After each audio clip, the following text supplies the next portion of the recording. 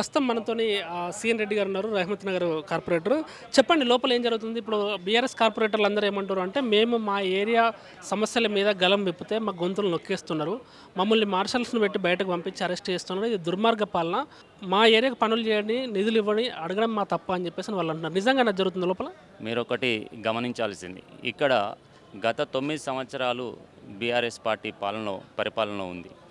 ఈ యొక్క గత 9 సంవత్సరాలు ఉన్న సందర్భంలో ఇప్పుడు ఏదైతే సమస్యలు మేము లేవనెత్తుతున్నామో, స్ట్రీట్ లైట్స్ కావచ్చు, పారిశుద్ధం కావచ్చు, నాలాల ఎంక్రోచ్మెంట్ కావచ్చు, ప్రతి సమస్య కూడా గత 9 సంవత్సరాల కారకులైనటువంటి పార్టీ బీఆర్ఎస్ పార్టీ.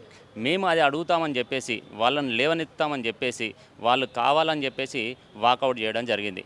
ముఖ్యంగా మీరు గౌరవ సభ్యుల విజువల్స్ మీరు చూసినట్లయితే వాళ్ళెవ్వరు కూడా మార్షల్స్ నెట్టడం లేదు. వాళ్ళను తీసుకెళ్తుంటే వాళ్ళు ఏమంటున్నారు, మమ్మల్ని మీడియాలో ఫోకస్ కావడానికి, విజువల్స్లో ఫోకస్ కావడానికి మమ్మల్ని ఎత్తుకోమని చెప్పేసి మార్షల్స్ను కోరుతున్నారు.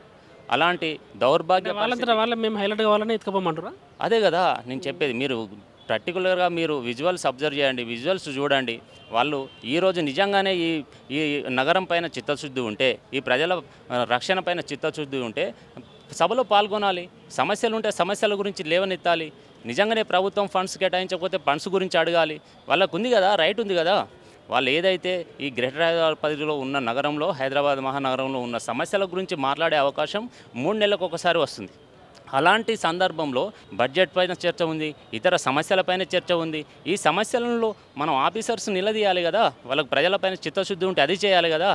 వాళ్ళేంటి అసమానం గత చేసిన తప్పులను కప్పిపుచ్చుకోవడానికి. అంటే వాళ్ళ చర్య ఎందుకు ఇదంతా కూడా? అంటే ఈ పని ఎందుకు చేశారు? చర్చలలో వాళ్ళు ఉండకుండా బయటకు రావడానికి గల కారణాలు ఏంది? దానికి ఏముండదు. గతంలో వాళ్ళ ప్రభుత్వ హయాంలో చేసినటువంటి తప్పులు కావచ్చు, ఆ తప్పులను లేవనెత్తితే వాటికి చెప్పుకోలేకనే విధానం కావచ్చు, ఇవన్నీ కూడా గౌరవ కార్పొరేటర్లను నేను ఒకటే అడుగుతున్నా.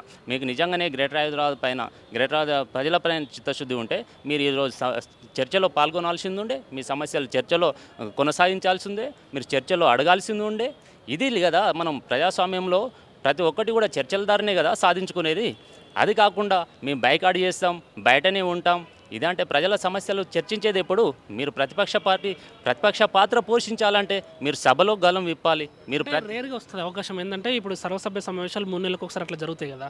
అంటే ఆ ఏరియా ప్రజల గురించి, ఆ ఏరియా ప్రజల సమస్యల గురించి మాట్లాడంటే దొరికిన ఒక రేర్ అవకాశం కదా ఇది. సో అలాంటప్పుడు ఆ ఏరియా సమస్యల్ని హైలైట్ చేస్తే బాగుంటుంది కదా. మరి వాళ్ళు అట్లా ఎందుకైనట్టు?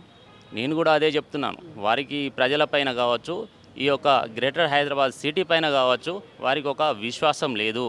వారికి ఏంటంటే అధికారం పోయింది అనే ఆ భ్రమలోనే ఉన్నారు తప్ప, అధికారం ఇంకా కొనసాగుతుందేమో అనే భ్రమలో ఉన్నారు తప్ప, ఆ రాజ్యాధికారం ఆ భ్రమలోనే ఉన్నారు తప్ప, ఈ ప్రజా పాలనలో గౌరవ ముఖ్యమంత్రి వర్యులు రేవంత్ రెడ్డి గారు తీసుకుంటున్నటువంటి ఈ జరుగుతున్నటువంటి ప్రజాపాలనలో వాళ్ళు భాగస్వామ్యం కావాలని కోరుకోవట్లేదు, ప్రతిపక్ష పాత్ర పోషించాలని కోరుకోవట్లేదు.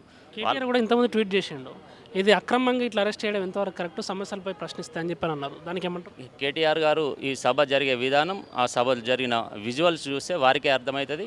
వారి సభ్యులకు డెఫినెట్గా అతను చెప్తాడని చెప్పేసి నేను భావిస్తున్నా. అంటే ఫైనల్గా మీ రెహమత్ నగర్ ప్రజలకు కావచ్చు, లేదంటే ఈ జిహెచ్ఎంసీ ప్రజలకు కావచ్చు, ఇదంతా చూస్తే వాళ్ళు కొంచెం కన్ఫ్యూజన్లో ఉన్నారు, ఏం జరుగుతుంది ఏంటి అని చెప్పేసి అని. ఇక్కడ మీరు చూడొచ్చు, గ్రేటర్ హైదరాబాద్ ప్రజలు ఎక్కడ కూడా కన్ఫ్యూజన్లో లేరు. కావాలని ప్రతిపక్ష పార్టీలు కన్ఫ్యూజ్ చేయడానికి ప్రయత్నం చేస్తున్నాయి. నేను హైదరాబాద్ ప్రజలకు ఒకటే విజ్ఞప్తి చేస్తున్నాను. ఈ సమస్యలను లేవనెత్తి సమస్యలను సాధించుకునే విధంగా ప్రతిపక్ష పార్టీలు అనేది పాత్ర పోషించాలి. అలాంటి ప్రతిపక్ష పార్టీ ఈరోజు ఆ పాత్ర పోషించడం లేదు. వాళ్ళు ఒకటే రాజ్యాధికారం, గత 9 సంవత్సరాలుగా రాజ్యాధికారం అనుభవించారు కాబట్టి అదే పాత్రలో ఇంకా కొనసాగుతున్నారు తప్ప ప్రతిపక్ష పాత్ర పోషించాలనేది చెప్పేసి వాళ్ళకు లేదు. కాబట్టి ఇకనైనా రానున్న రోజుల్లోనైనా డెఫినెట్గా వాళ్ళు జీవితాంతం ప్రతిపక్ష పార్టీలోనే ఉంటారు, ప్రతిపక్షంలోనే ఉంటారు. ప్రతిపక్ష పాత్ర అయినా కనీసం మంచిగా పోషిస్తారని చెప్పేసి వారికి విజ్ఞప్తి చేస్తున్నా.